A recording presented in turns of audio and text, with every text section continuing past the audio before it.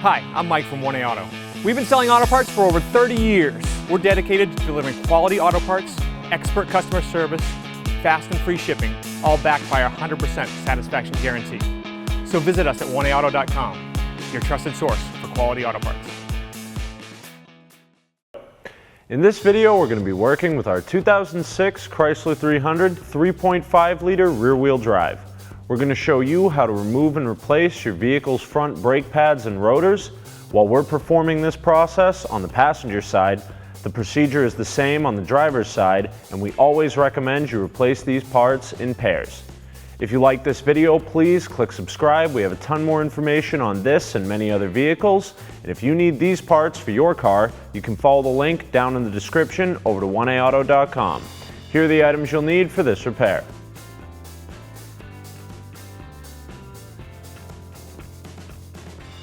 Using a 21mm socket and a breaker bar, loosen all of your lug nuts about one turn. Raise and support your vehicle. We're using a lift to make it easier to show you what's going on, but this job can easily be done at home with a jack and jack stands. Remove your lug nuts the rest of the way by hand.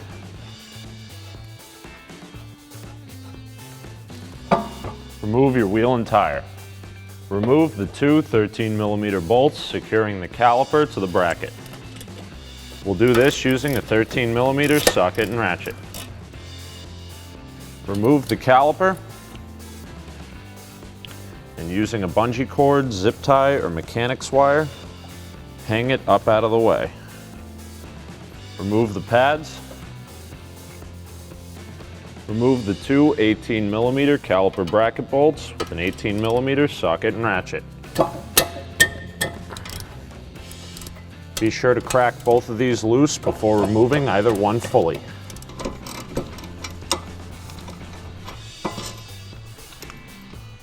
Remove the caliper carrier and remove the rotor. Here we have our old brake pads and rotors that we removed from our vehicle and our new parts from 1AAuto.com. As you can see, these parts are exactly the same. The rotors are the same size and shape, both vented, and the pads are the same size and shape. Now, our old ones really weren't that bad. However, the vehicle had been sitting for a long time, and we have a lot of texture and rust corrosion built up on the old rotor, which is going to eat these pads away a lot faster, make some pretty rough noises when you're braking, and cause inefficient braking as well because of the poor contact surface. It's not going to grip and slow you down correctly. So these new parts from 1A Auto are going to go in direct fit, just like our original equipment. Get our vehicle stopping safely, smoothly, and quietly, and fix you up right. Using a small flat blade screwdriver, pop off the brake slides. Now these aren't very rusty or corroded, so we can just clean these up and reinstall them. First we'll use a wire brush. Make sure you have a dust mask and safety glasses on when you remove this rust from the contact surfaces. These don't have to be crazy perfectly smooth. You just want to remove the majority of the buildup and apply a thin coat of brake grease.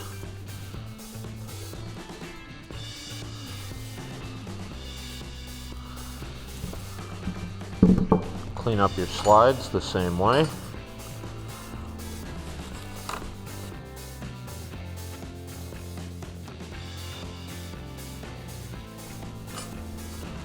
Reinstall it onto your caliper carrier and apply a thin coat of grease to that as well.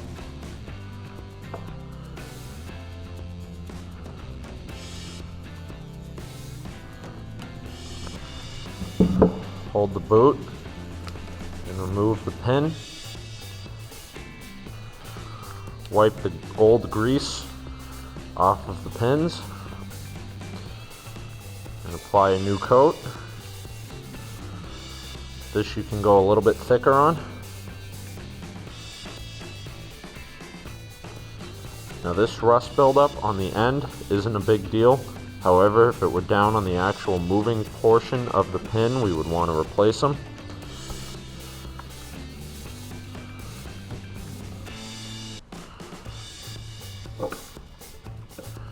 You'll also need to make sure that the boot seats back onto the pin correctly. And we'll repeat this process on the other side of our bracket.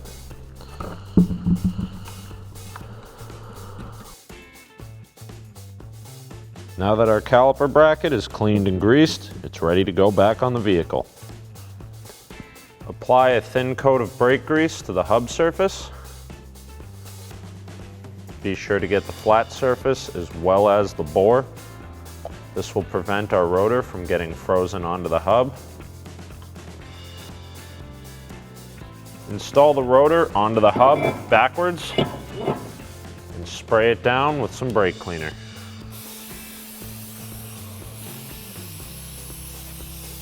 This removes the coating they use to prevent the surfaces from rusting while these parts are in storage. We'll flip it around and spray that down too. Now this next step isn't entirely necessary, but if you have access to an old axle nut or some other type of large spacer, you can put it over the wheel stud and tighten a lug nut down to it to keep the rotor straight while we install the rest of our components. Reinstall the caliper bracket and the two 18mm bolts, which we'll tighten down with our 18mm socket and ratchet, and then tighten to 70 foot-pounds.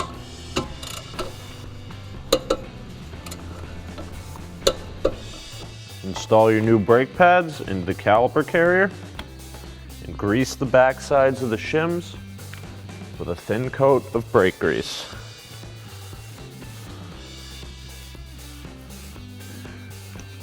Remove the caliper from whatever you use to secure it,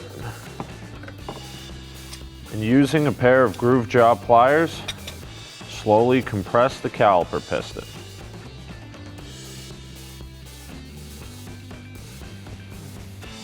Reinstall the caliper and the two 13mm bolts securing the caliper to the guide pins.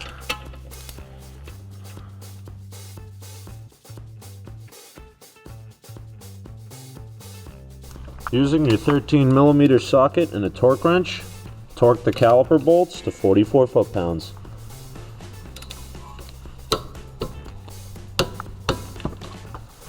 Remove the wheel lug as well as the axle nut if you use this method, and reinstall your wheel and tire. And get all 5 of your 21mm lug nuts on as tight as you can by hand. Lower the partial weight of your vehicle back onto the tires. Torque your lug nuts to 110 foot-pounds in a cross pattern.